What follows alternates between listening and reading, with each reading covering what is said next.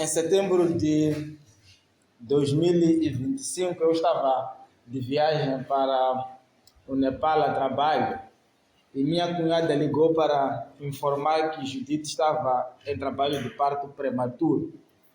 Eu estava no processo de organizar o meu retorno, mas não chegaria a Moçambique nas próximas 48 horas. Lembro-me da corrida frenética pelos corredores do aeroporto e da agonia de tentar antecipar os voos. E, acima de tudo, a oração desesperada que saía dos lábios do meu coração, dizendo: Senhor, sabes que estou longe de casa, sabes que estou a serviço a Ti e nas condições em que eu estou não tenho muito a fazer senão pedir que Tu protejas minha família. 5 horas depois, já no segundo aeroporto, enquanto eu ainda esperava o próximo voo que só sairia 12 horas depois, a mensagem final chegou como um golpe de misericórdia. Nosso bebê ou nossa bebê tinha nascido sem vida. Naquele momento, o aeroporto tornou-se o lugar mais solitário da Terra, cercado por uma multidão de desconhecidos que cada um seguia a sua vida. Eu simplesmente desabei. Me lembro de ter chorado sozinho num canto onde ninguém me conhecia e nem sequer o meu nome, nem mesmo a minha dor. Quando chegou a hora da refeição, a refeição simplesmente não tinha gosto e o barulho que é típico dos aeroportos tornou-se um zumbido distante. De repente, o mundo perdeu cor. E ali naquele chão frio, a promessa que Jesus tinha feito em João 16:33, neste mundo vocês terão aflições, deixou de ser apenas um versículo bíblico para se tornar a minha realidade naquele momento. A realidade mais brutal de que as aflições não escolhem lugar nem hora. E por vezes o silêncio de Deus é nossa única companhia. A vida que eu tinha planeado e com o qual eu tinha sonhado, acordado, a vida que eu imaginei, pela qual eu tinha ficado entusiasmado, num piscar de olhos se acabou. Tiraram-me algo precioso. E até hoje não tenho como enfeitar essa história. Talvez ela se resolva, talvez nunca se resolva. Tudo que tenho é silêncio, ausência e a pergunta que não se cala: onde Deus está? Onde estás tu, ó Deus, quando realmente preciso de ti? Há alguns anos presenciei uma história que me fez questionar os planos de Deus e a sabedoria dos homens. Um dos meus poucos amigos subiu ao altar com brilho nos olhos de quem tenha encontrado o seu porto seguro, o amor de sua vida. Foi uma celebração de promessas, risos e a certeza de um futuro brilhante. No entanto, apenas 6 meses depois que as luzes das festas tinham se apagado, o cenário era irreconhecível. O que era um lar tinha se tornado um campo de batalha silenciosa. E o diagnóstico que ninguém queria pronunciar, então, bateu a porta. É tempo de nos divorciarmos. Como é que se explica a queda do altar para o tribunal em tão pouco tempo? Esta é uma verdadeira lama que caracteriza a vida dos seres humanos em muitos segmentos. O momento em que os nossos sonhos mais sagrados se estilhaçam em 1000 pedaços e ficamos com as mãos cortadas de tantos cacos. Muitas vezes a nossa fé não é provada no dia em que tudo faz sentido. Mas naquela quarta-feira de cinzas da alma, quando a expectativa de um felizes para sempre é interrompida por uma realidade fria não resolvida. É nesta lama e não no topo da montanha que nós descobrimos que a nossa fé é feita de rocha ou de areia. Voltando à história, enquanto eu conversava com ele, quis entender por quê. No entanto, independentemente de qual fosse a resposta que ele me desse e qual tivesse sido o motivo que explicasse a decisão por um divórcio, eu fico a pensar que a pior parte para esse amigo meu é que eu era apenas um das muitas pessoas a quem ele teria de explicar o motivo da morte tão súbita e prematura dos votos que eles tinham feito, até que a morte nos separe. E da mesma maneira que eu perguntei por que todas as outras pessoas que ele fosse comunicar que estava para se divorciar fariam a mesma pergunta. E ele teria de reviver essa história vezes sem conta. Ia de ter de contar a toda a gente que eu tinha um plano, eu tinha esperanças e sonhos, e a minha esposa era parte disso. Mas a vida que eu pensava ter, aquela que eu achava que era garantida, foi me tirada. Morreu mesmo diante dos meus olhos e não há esperança de ressurreição. E quando você ouve essas duas histórias, eu tenho certeza, ou pelo menos imagino que as suas próprias versões dessas histórias estão a vir à mente. O dia que o teu plano de se casar, ou de ter um amor eterno, ou de ter um filho, simplesmente morreu. O dia que você retirou o último medical da tua carteira e não tinha mais opções. Ou o dia que você saiu da sua última entrevista de trabalho e disseram que te ligariam e nunca mais ligaram. O dia que os coveiros no cemitério começaram a encher de areia o buraco onde depositaram os restos mortais de uma pessoa amada. Vejam, o sofrimento está sempre à volta das nossas vidas.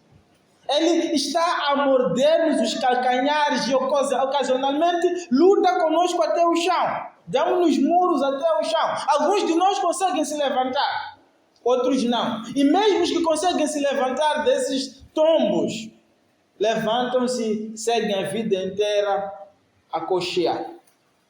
O sofrimento tende a ser onde mais procuramos Deus e onde mais Deus é difícil de encontrar. Como sabiamente concluiu Tyler Standard, o pior momento para um cristão é quando ele está a sofrer.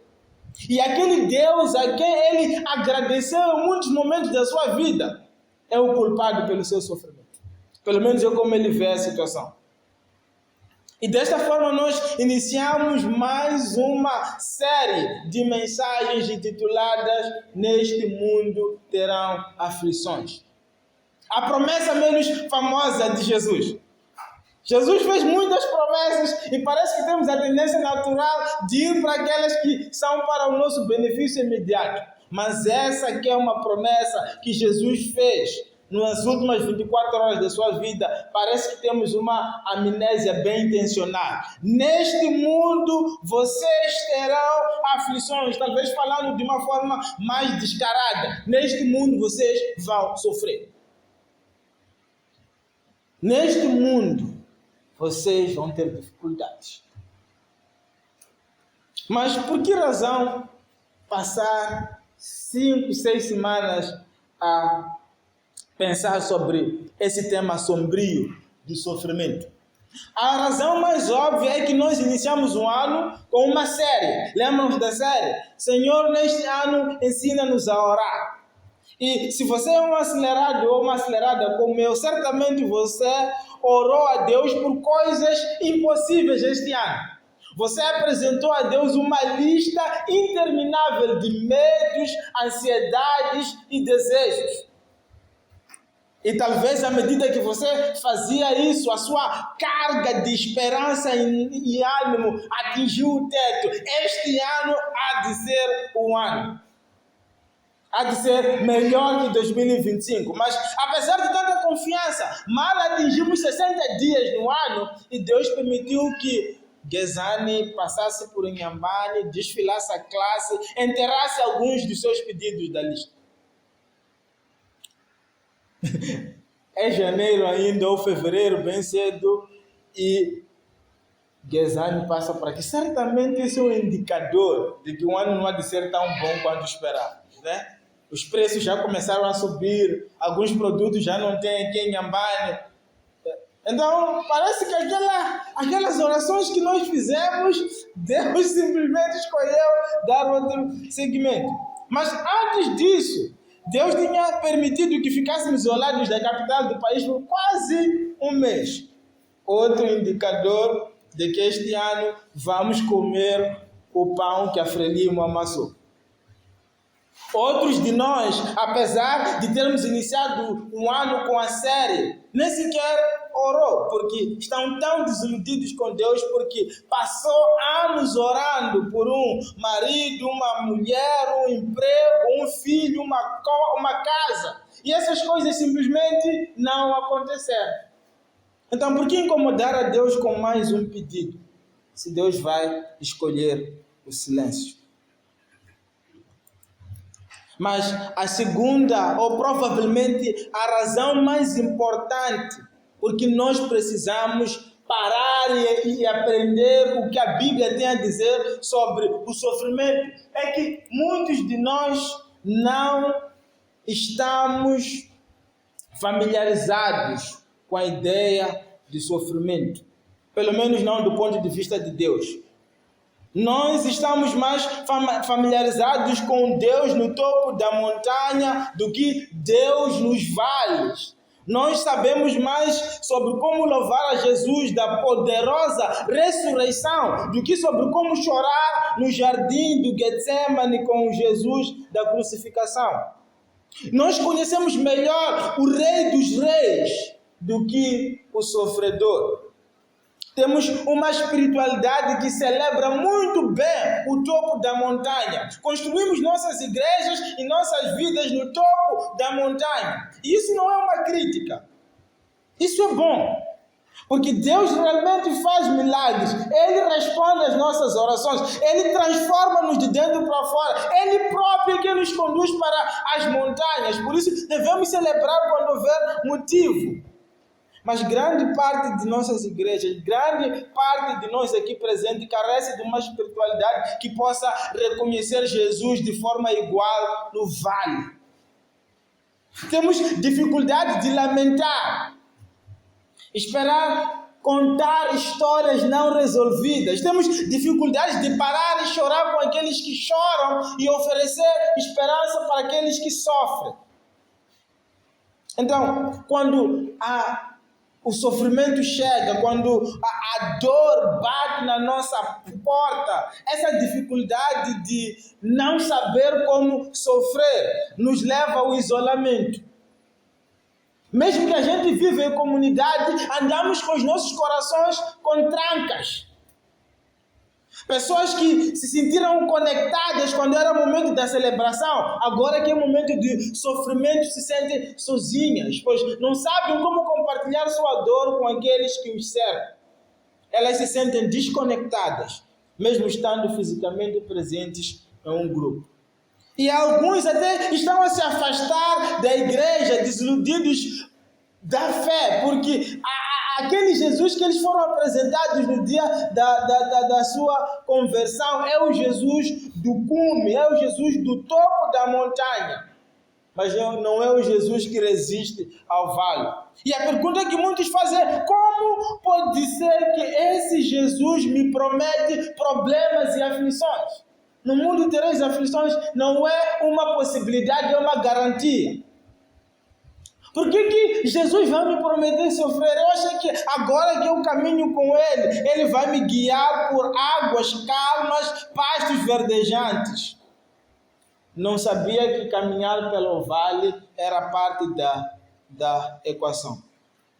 Infelizmente, essa é uma perspectiva que muitos de nós, conscientemente ou não, adotamos.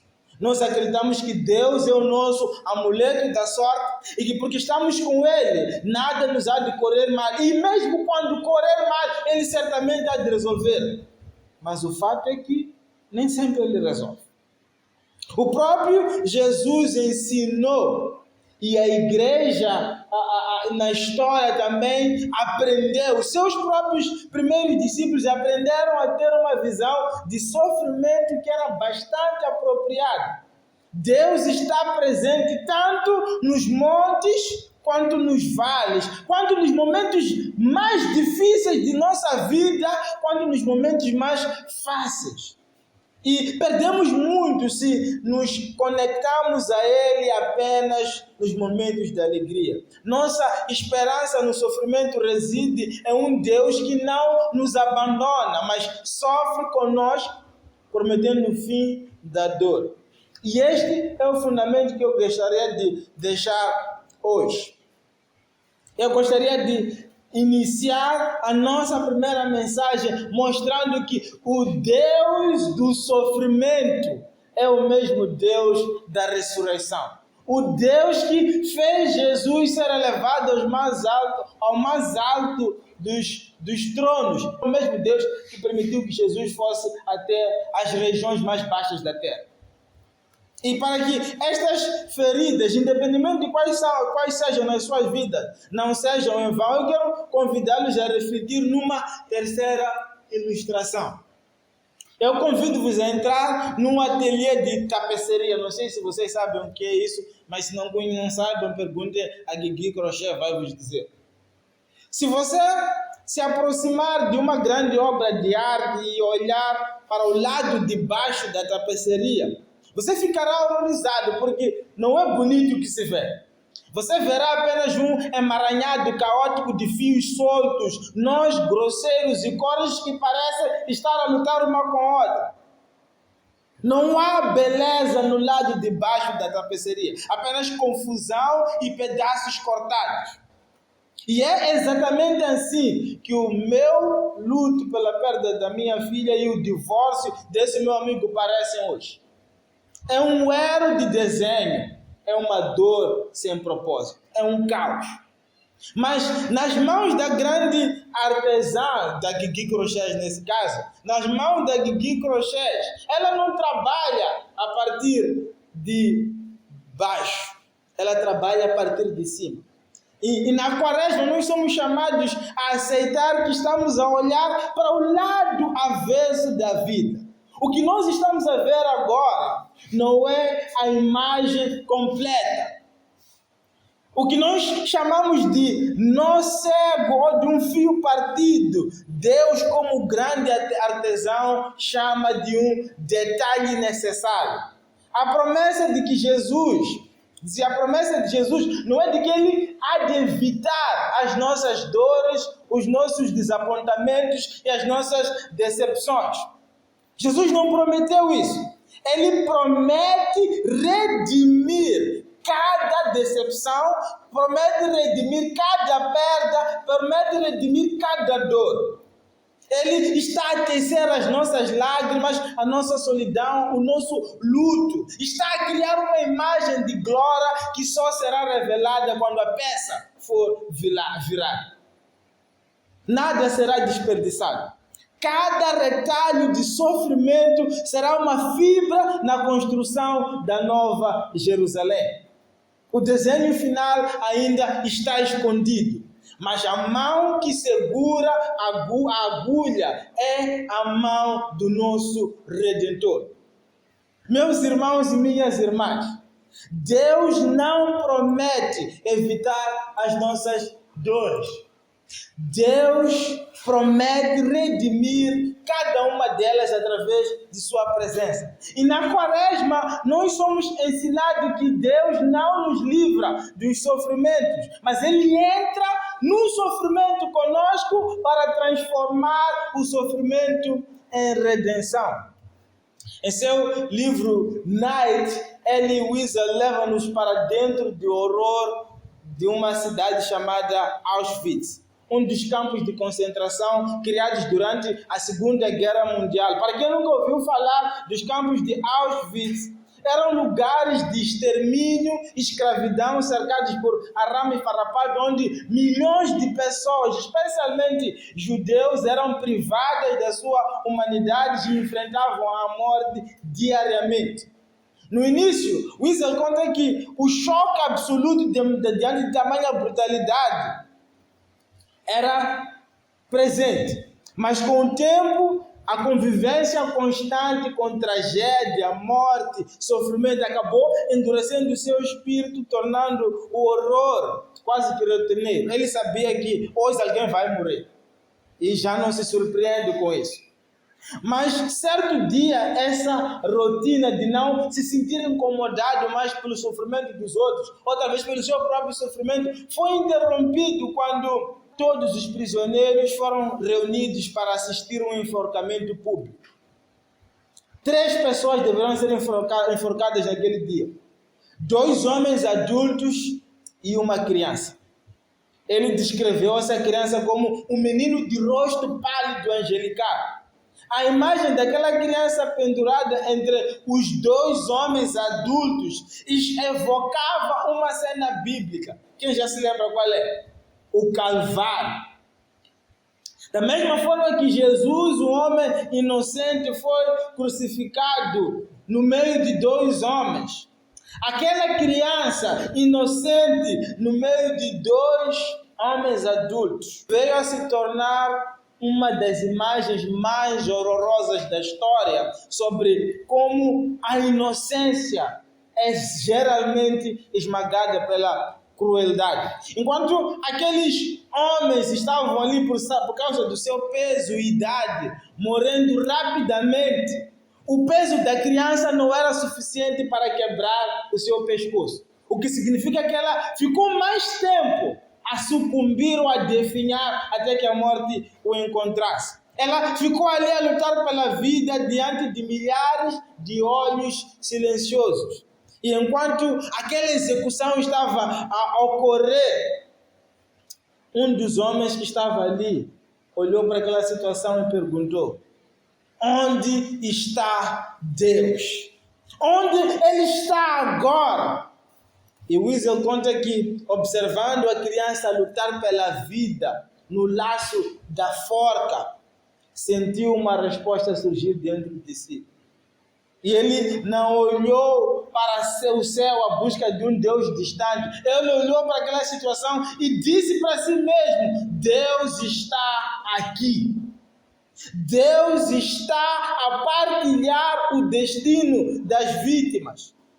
2 homens, meus irmãos, olhando para a mesma situação, chegaram a conclusões diferentes. Um olha para aquela cena e se enfurece com Deus, e o outro olha para a mesma cena e se enfurece com a escuridão. Mas ao mesmo tempo se maravilha com Deus que seria bondoso o suficiente para entrar nele.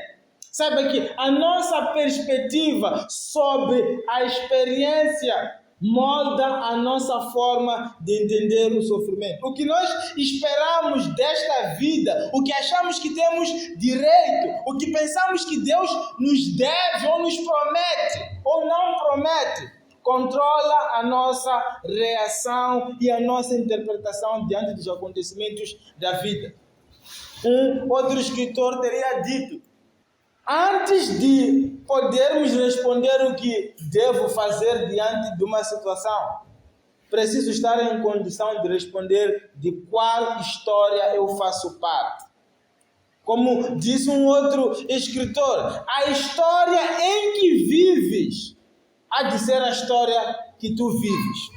Por isso, para conhecer verdadeiramente Deus em meio ao sofrimento, para saber como procurá-lo e encontrá-lo no sofrimento, para conhecer suas promessas para nós, quando pensamos que as promessas já esgotaram ou acabaram, precisamos primeiro conhecer a história da qual as nossas vidas fazem parte.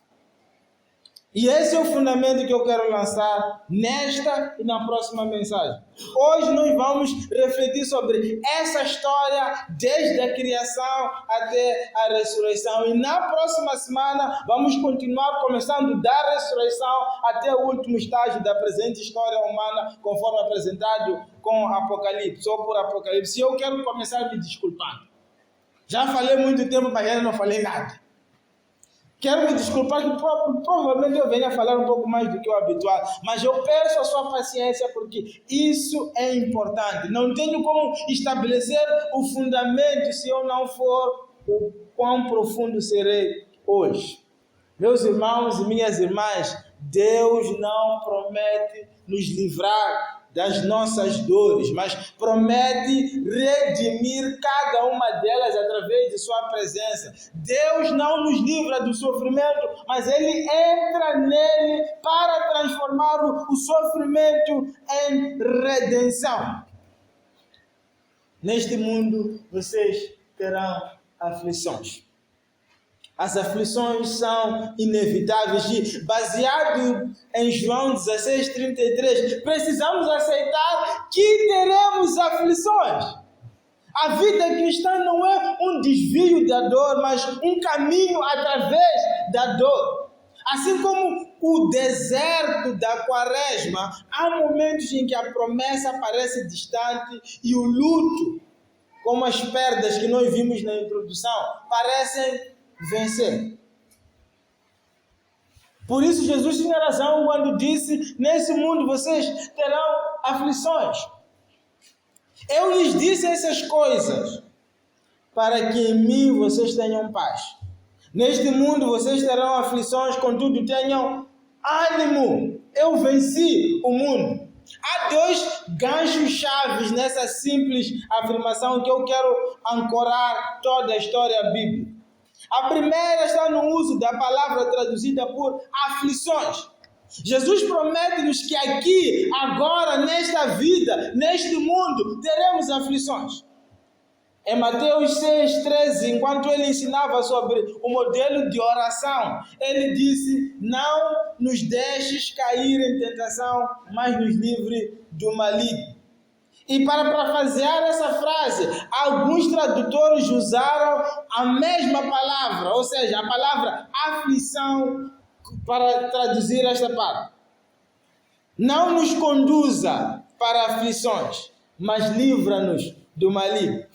Desta forma, parece que na visão de Jesus, a origem de todos os problemas e toda sorte de sofrimento é o maligno. E é assim que começa a história. Mas aguardem um pouco. O segundo ponto que surge aqui é quando Jesus usa a palavra tenham bom ânimo, ou a expressão tenham ânimo, eu venci o mundo.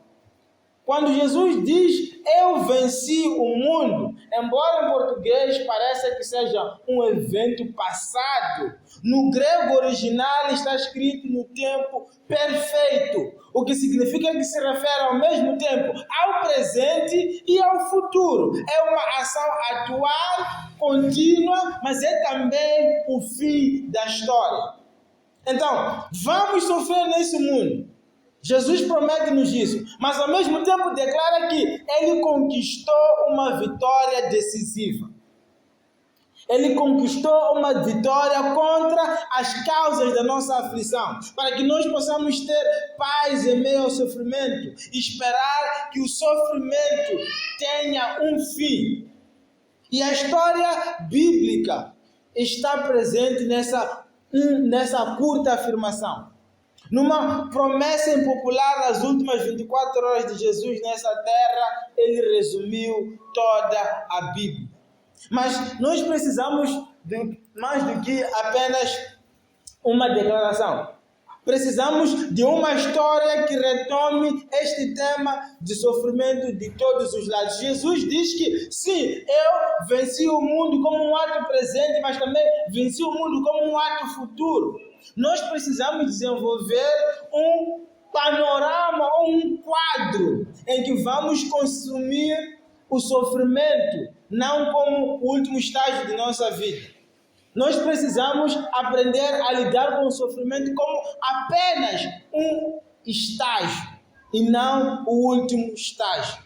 E esta semana nós vamos tratar sobre a origem do sofrimento e na próxima semana nós vamos tratar sobre o fim do sofrimento. E começamos, como sempre, do começo. Gênesis capítulo 1, a criação. A história bíblica não começa com um conflito, a história bíblica não começa com sofrimento, a história bíblica começa com harmonia, felicidade e equilíbrio. E isso é, na verdade, um dos grandes argumentos de Gênesis. Enquanto para os vizinhos de Israel a criação era resultado da luta entre vários deuses ou da ação mesquinha e egoísta de vários deuses, Gênesis diz que, na verdade, a história de criação é um ato de amor. Deus não criou um mundo de dor e sofrimento, mas um lugar que Ele chamou de bom a cada passo do caminho. É um lugar onde Ele chamou de muito bom quando tudo tinha terminado. E os primeiros movimentos da Bíblia são de um povo ou de um grupo de pessoas criados para viver no paraíso, ou seja, no lugar onde o céu e a terra se encontravam. Céu e terra, em Gênesis capítulo 1 e 2, são descritos como um lugar que está em comunhão e harmonia. Não havia morte, não havia luto, nem tristeza, nem dor.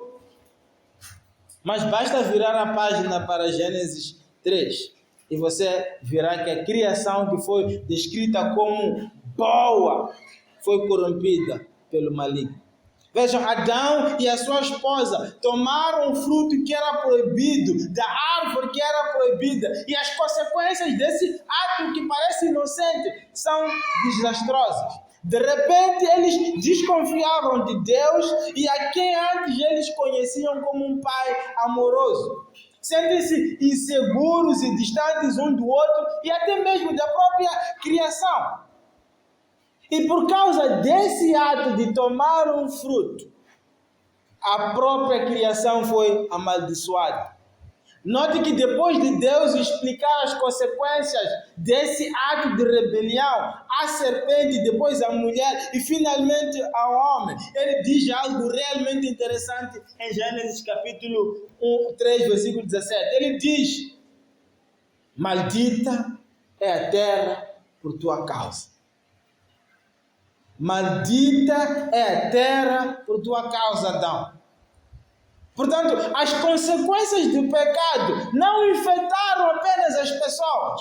As consequências do pecado infectaram cada centímetro quadrado da própria criação. Está no ar que nós respiramos, está no chão que nós caminhamos. Não há nada em toda a criação que não tenha sido infectado pelo pecado. E se olharmos para o capítulo seguinte, Gênesis capítulo 4, Caim mata seu irmão. E Deus relutantemente permite que a humanidade tenha o que ela quis. Que eles se tornem deuses de si mesmos. E as consequências dessa troca de papéis são que eles deixam o Éden. O Éden era um lugar de vida abundante, de florescimento. Mas fora do Éden é um lugar de escassez, é um lugar de morte, é um lugar de tristeza, é um lugar de dor. Do suor do seu você vai comer. Lembra dessa declaração? Mais do que isso, fora do jardim você vai para onde? Volta ao pó, porque você veio de onde? Do pó. Deus havia contado uma história ao primeiro casal e a serpente contou outra. A humanidade acreditou na serpente. E o mundo que nós conhecemos hoje é resultado dessa mentira. Lembras daquele princípio de Hughes que dizia: a história que tu vives, ou a história em que vives, é a história que tu vives. Então, de onde vem todo este problema? Qual é a fonte do sofrimento que Jesus prometeu que todos haveremos de enfrentar nessa vida? A resposta é: não é Deus. Deus não é o causador do sofrimento. O causador do sofrimento, a origem do sofrimento é o pecado. Todo o nosso sofrimento é produto de uma maldição que infectou todos os aspectos do mundo que Deus tinha feito bom. Por que o nosso bebê não viveu para conhecer seus pais e seu irmãozinho? Por que a vida que começou no útero de uma mãe se desenvolveu lá até os 9 meses, veio a morrer antes de ter vivido um único dia? Por que a promessa de um amor, de aliança vitalícia é quebrada apenas 6 meses depois de começar? Não é porque Deus quis nenhuma dessas coisas, mas é porque as consequências dessa maldição estão no ar que nós respiramos, está no chão que nós caminhamos. Por que nós choramos por causa de cemitérios e caixões? Por que ventos de cerca de 120 km por hora causaram a queda de um coqueiro sobre a palhota de uma velha que estava estar segura naquela noite? Por que uma descarga atmosférica causou a morte de um jovem rapaz que tentava fugir para chegar a casa e ficar em segurança e se abrigar da chuva? Por que o ciclone Gezani, Dineu e tantos outros passaram por Inhambane e deixaram rastro de destruição? Por que uma nação invade a outra e trata as pessoas como se fossem menos iguais? Por que o governo da Frelimo continua a afundar este país, ano após ano, mandato após mandato?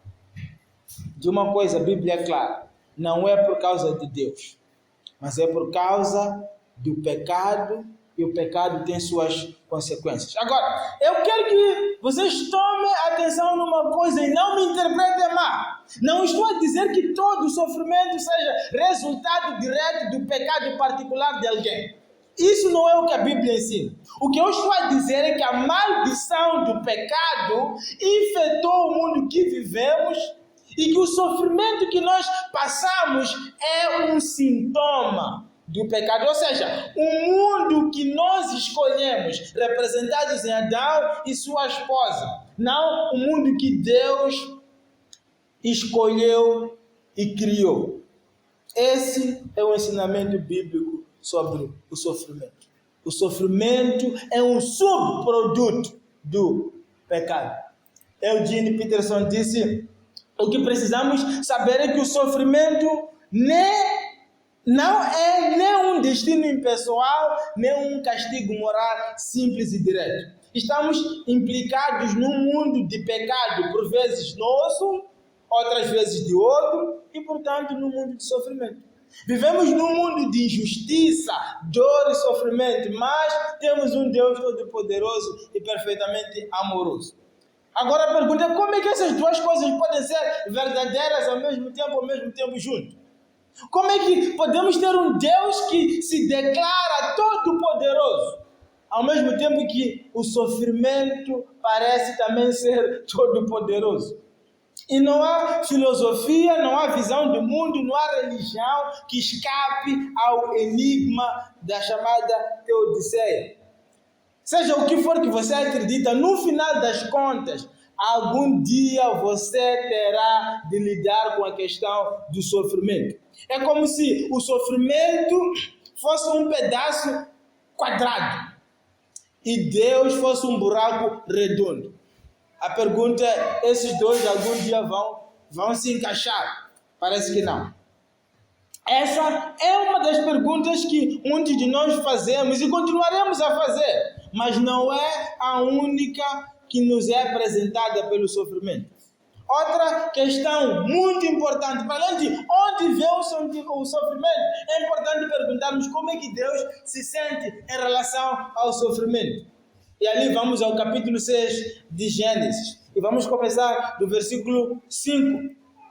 O Senhor viu que a perversidade do homem tinha aumentado na terra e que toda a inclinação dos pensamentos do seu coração era sempre somente para o mal. Então o Senhor arrependeu-se de ter feito o homem sobre a terra e isso cortou-lhe o coração.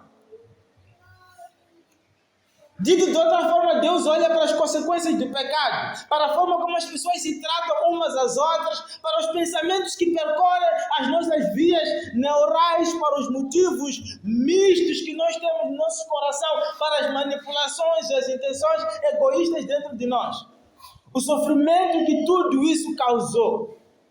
E à medida que a história avançava, Deus então se arrepende de ter criado a criação no começo. Veja, por mais eufórico que Deus estivesse no capítulo 1 e no capítulo 2, Deus, ao ver tudo isso, no capítulo 6, seu coração estava profundamente perturbado. Ele estava sofrido. Ele estava com dor. O texto termina dizendo que isso cortou-lhe o coração. Então, como é que Deus se sente em relação ao sofrimento? A resposta é simples. Deus se entristece. O coração de Deus fica triste e dolorido, da mesma forma que o nosso coração fica em relação ao sofrimento. E à medida que a história avança, parece que Deus passa pelo mesmo processo de luto que nós passamos. O que começou como tristeza, momentos há que o texto bíblico apresenta como raiva da parte de Deus. As Escrituras revelam um Deus que ama a sua criação. Um Deus que ama a sua criação de uma forma que Ele nunca desistirá. Um Deus que odeia o pecado com uma tenacidade que só será satisfeita quando os rastros do pecado tiverem todos sido erradicados. Um Deus que é ao mesmo tempo gentil e tenaz. Note-se que se Deus fosse apenas gentil, Ele seria incompleto. Se Ele fosse apenas tenaz, também seria incompleto. Se Ele só fosse gentil, seria alguém que não teria poder suficiente para lidar com o pecado. Se Ele fosse apenas tenaz, seria o exercício exacerbado de poder. Deus é a figura equilibrada entre gentileza, amor, justiça e tenacidade. E o Deus da Bíblia é tanto um pai de coração partido que está de luto pela perda de um filho, mas é também um guerreiro que não há de parar até derrotar o inimigo que está a causar destruição no mundo que ele criou. E isso, meus irmãos, são boas notícias. Deus é como um pai. E está aqui o princípio que nós obtemos nos primeiros 6 capítulos da Bíblia. O sofrimento de todas as formas é consequência do pecado. Não é punição pelo pecado. É importante nós entendermos isso. É consequência e não punição.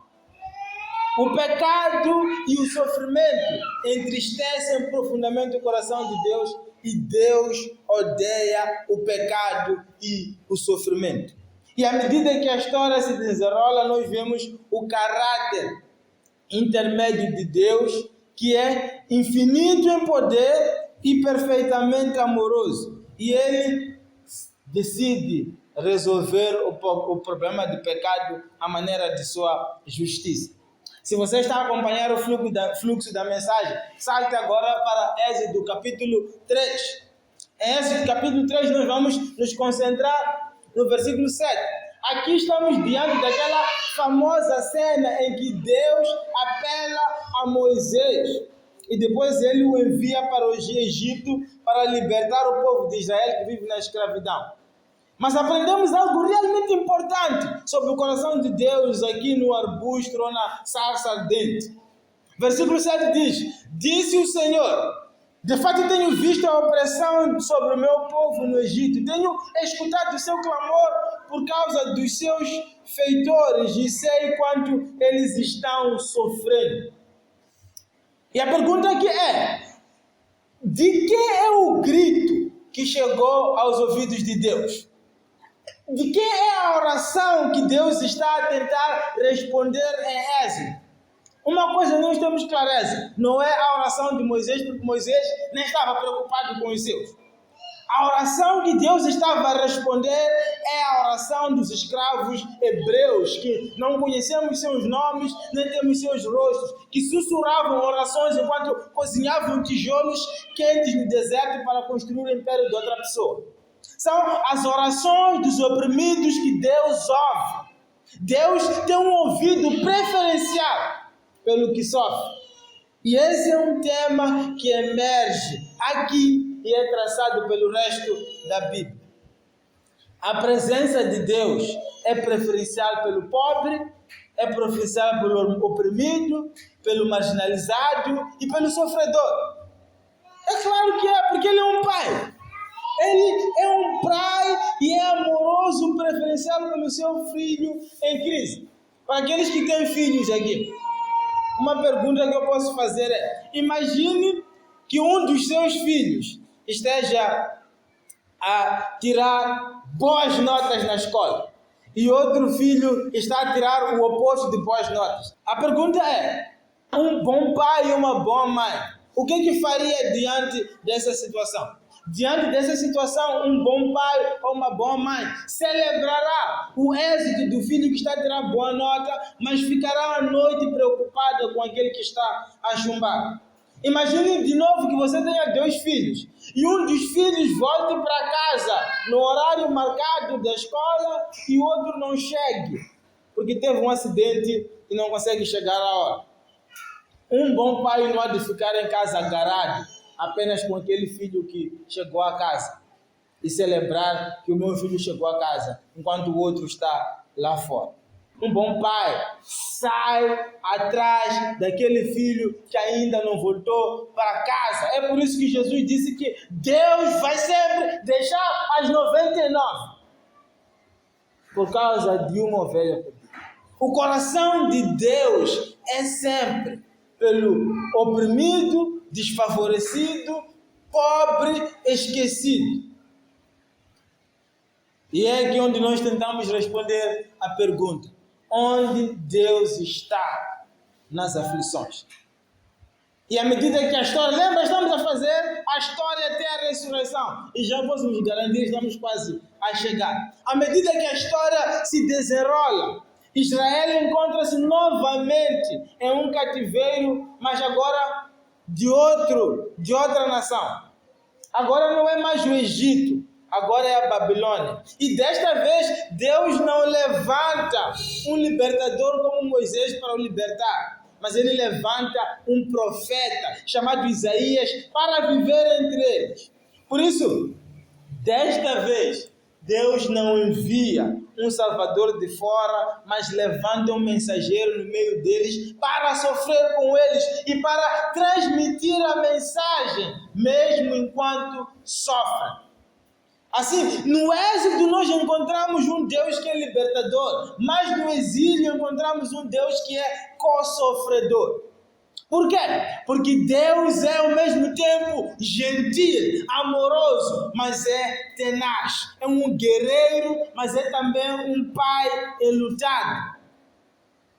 Isaías capítulo 53, versículos 4 a 6 diz: certamente Ele tomou sobre si as nossas enfermidades e sobre si levou nossas doenças, contudo nós o consideramos castigado por Deus atingido e afligido, mas Ele foi traspassado por causa das nossas transgressões, foi esmagado por causa das nossas iniquidades. O castigo que nos trouxe a paz estava sobre Ele e pelas feridas dele nós somos curados.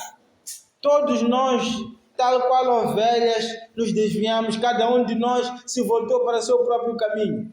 E o Senhor o fez cair sobre ele a iniquidade de todos nós.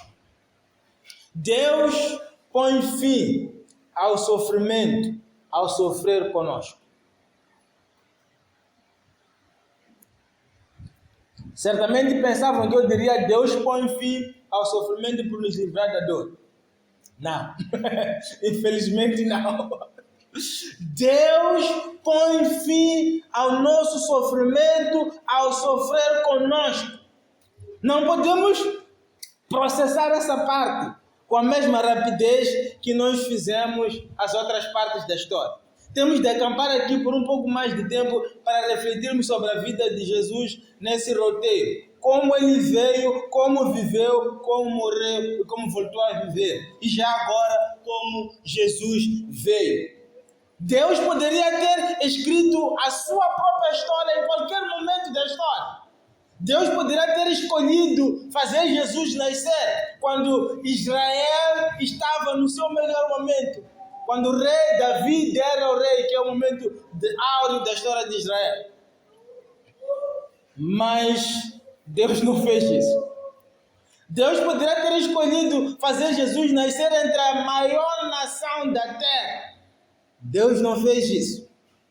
E isso é profundamente revelador sobre o coração de Deus. Deus escolheu voluntariamente nascer durante um período em que estava a acontecer o genocídio infantil. Escolheu nascer numa nação que era uma minoria oprimida. Escolheu nascer de pai e mãe que eram da classe baixa.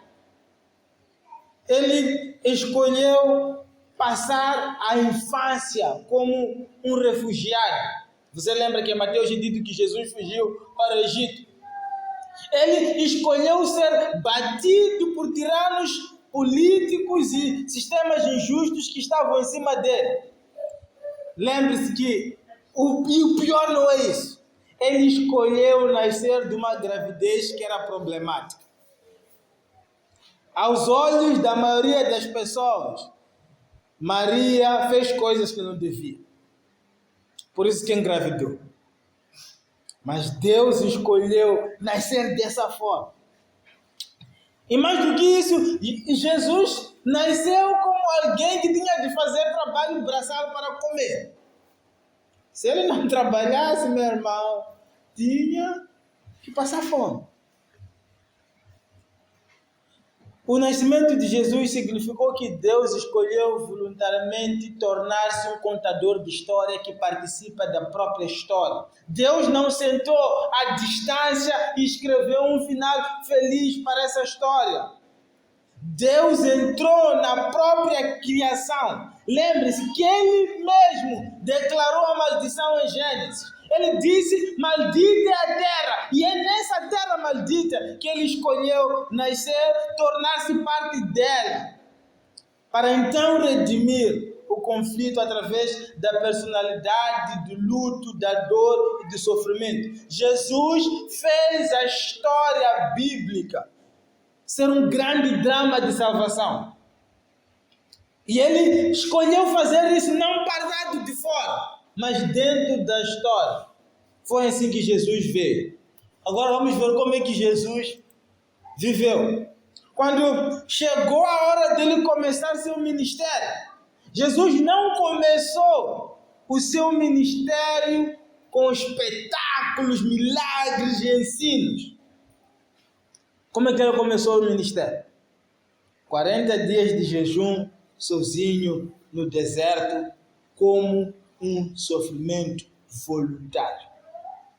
Foi aí que Jesus enfrentou o tentador, o próprio tentador do jardim. Aquela mesma serpente, ele enfrentou no deserto. Mas o tentador não teve êxito como teve no jardim. Jesus resistiu e venceu o tentador. O confronto de Jesus no deserto com o tentador é interessante, eu já tinha comentado sobre isso aqui em um momento. As coisas que o tentador propôs a Jesus eram coisas legítimas. Tu não comes há 40 dias, por isso transforma o pão em pedras em pão. Recruta anjos para virem em seu resgate. Ou simplesmente, você não quer tanto ser o rei da terra. É só me adorar, eu vou te entregar a terra. O que ele quer dizer é que Jesus poderia ter todos os benefícios que ele conseguiu com a morte, sem passar pela morte. Essa era a tentação para Jesus. Jesus poderia ter encontrado atalhos ou cortamatos para conseguir a coroa, mas Jesus escolheu passar pelo sofrimento. Jesus recupera a criação pelo sofrimento. Ele torna-se rei por ser só servo. Ele consegue uma coroa por carregar a cruz. Ele redime o mundo porque sofreu. O sofrimento de Jesus é o caminho da nossa salvação. Por que isso é importante? Isso é importante, meus irmãos, porque um Deus vitorioso que não sofre, é preciso desconfiar.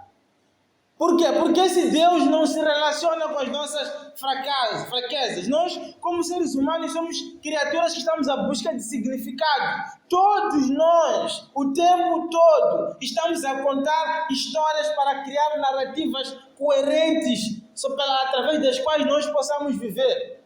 Essa é a única forma de nós conseguirmos suportar a vida do dia a dia. Ter histórias que compreendam os acontecimentos que estamos a viver. E a maior perturbação para isso é o próprio sofrimento. Você já notou? Nós tentamos justificar a nossa condição criando um significado maior.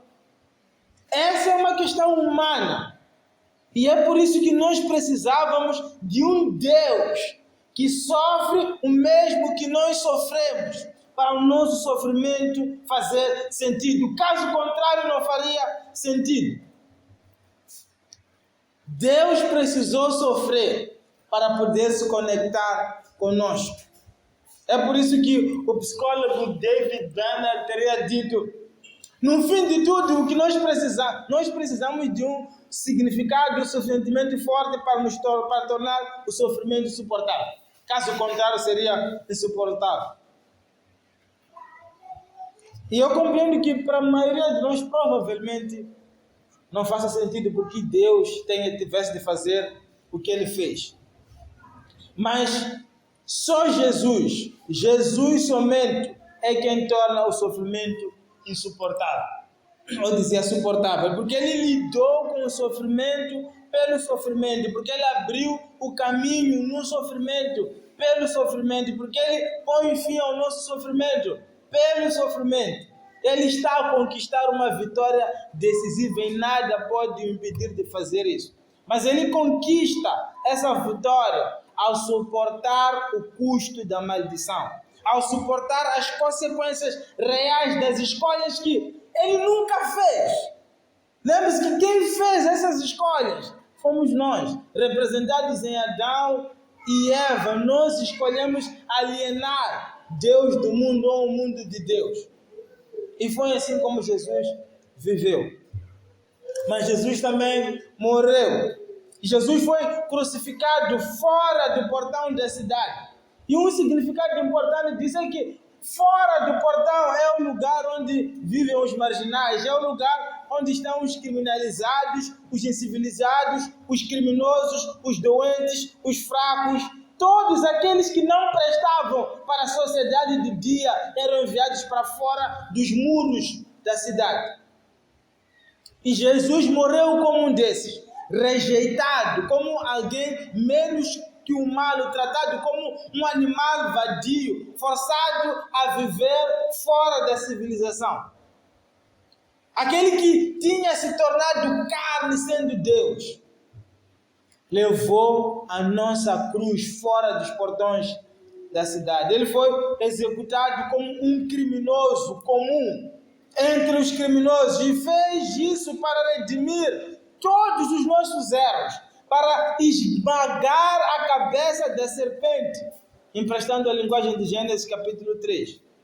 A cruz, meus queridos irmãos, é o meio pelo qual Jesus perdoou os nossos pecados e o meio pelo qual Ele lidou com o nosso sofrimento. O próprio Jesus, em forma ressuscitada, afirmou, lembre-se, não vos disse, acaso não devia o Cristo sofrer essas coisas para entrar na sua glória? Jesus entrou para a glória por sofrimento. Lembra que a serpente, o tentador, tinha lhe prometido a glória sem sofrimento.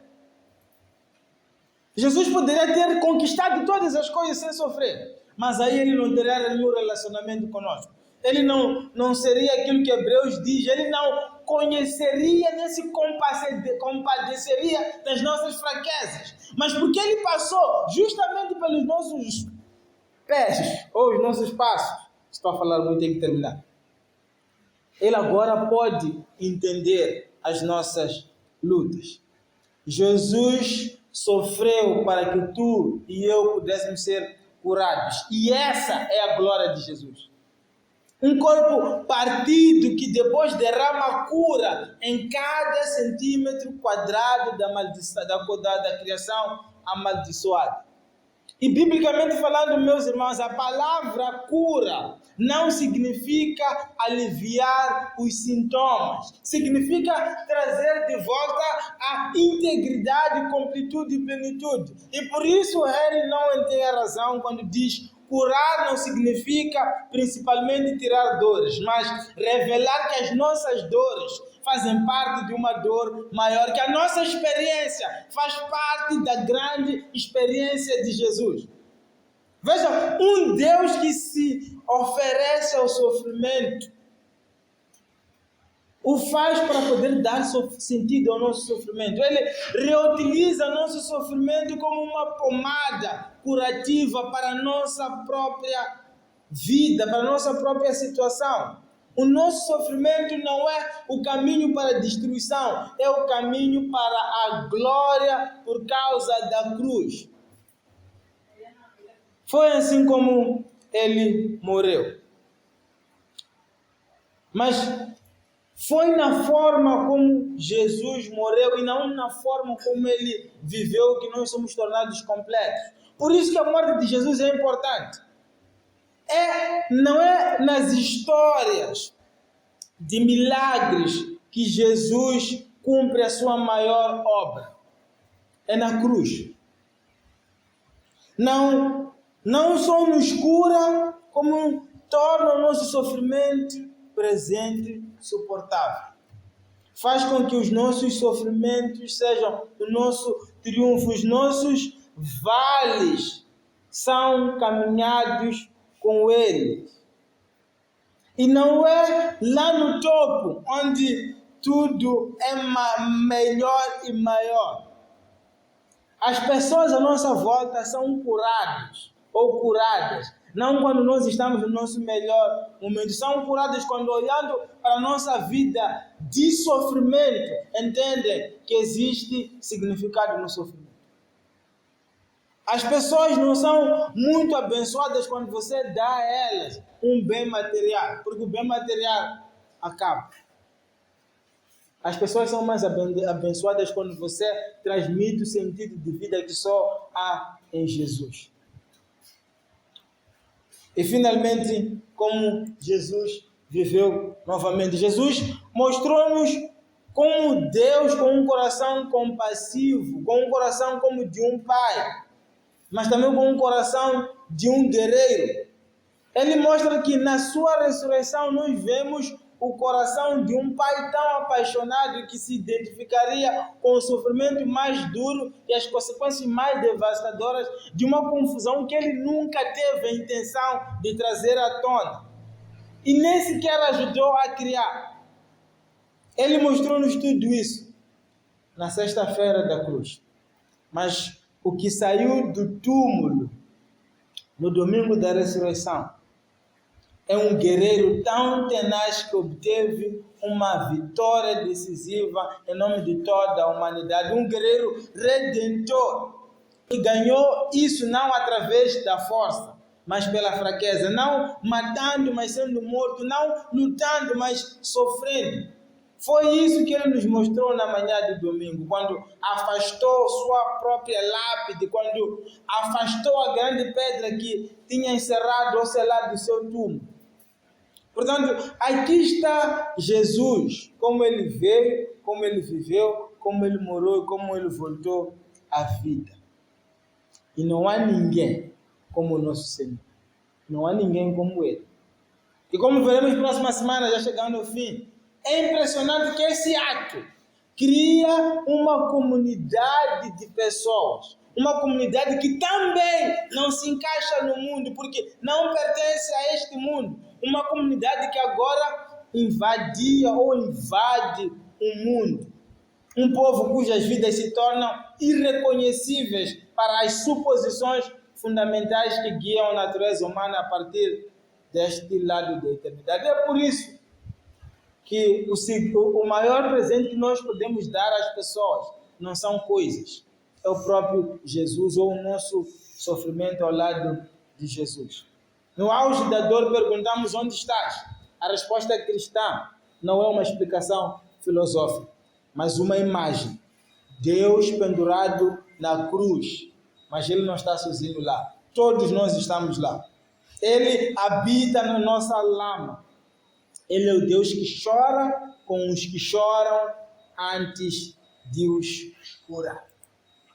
Deus não promete evitar nossas dores, mas promete redimir cada uma delas através da sua presença. Deus não nos livra do nosso sofrimento, mas entra nele para transformar em redenção.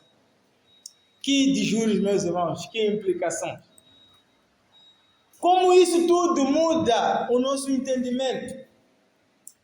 A fé verdadeira, meus queridos irmãos, é validada no vale do sofrimento, não na montanha da celebração. Se a nossa fé depende apenas de vitórias, ela não é a fé da cruz. A fé verdadeira é tão real no vale da sombra da morte, quanto no topo da montanha. Se a sua fé só funciona quando tudo corre bem, ela não vai sobreviver à lama desta vida. A segunda implicação, queridos, é que é permitido viver o luto e a dúvida dos nossos casos mal parados. Devemos parar de tentar embelezar ou enfeitar aquelas histórias que ainda doem em nosso coração. E durante a quaresma é um momento oportuno para lamentarmos e às vezes colocar Deus contra a parede e perguntar a Deus, afinal, onde tu estavas quando eu precisei tanto de ti? Onde tu estavas quando eu orei e meu ente querido simplesmente não voltou à vida? Ele foi para o hospital e nunca mais saiu do hospital. Onde tu estavas quando eu não tinha o que comer?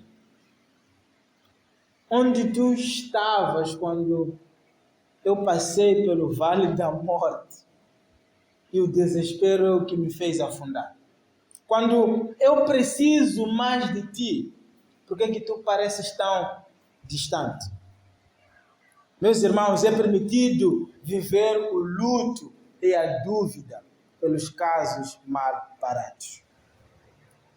E em jeito de aplicação, o que fazer esta semana? Durante esta semana, meu querido irmão e minha querida irmã, no ritmo da quaresma, em vez de fingires que está tudo bem, ou fugires de Deus, por que não confessar a Deus a tua frustração? Aquelas questões que não estão resolvidas. Aquelas questões que você já trouxe para Deus tantas vezes e Deus simplesmente parece nos dar o silêncio. Não faça parecer que está tudo bem. Deus não está à procura da nossa performance, Ele quer a nossa verdade. Então diga para Deus, Deus não está bem. Eu não sei por que tu queres que eu continue a passar pelo mesmo vale, mas por favor, venha sentar comigo e me explique.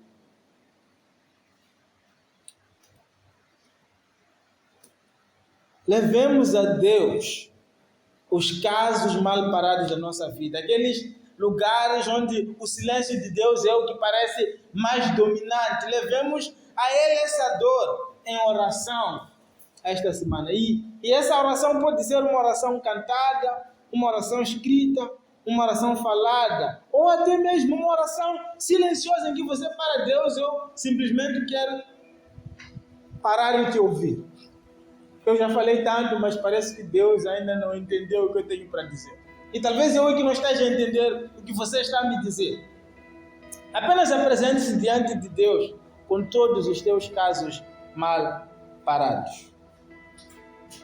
Mais uma vez, Deus não promete evitar as nossas dores, mas promete redimir cada uma delas através de sua presença. Ele não promete nos livrar do sofrimento, mas Ele entra para sofrer conosco e transformar o sofrimento em redenção. Vamos nos colocar de pé e orar.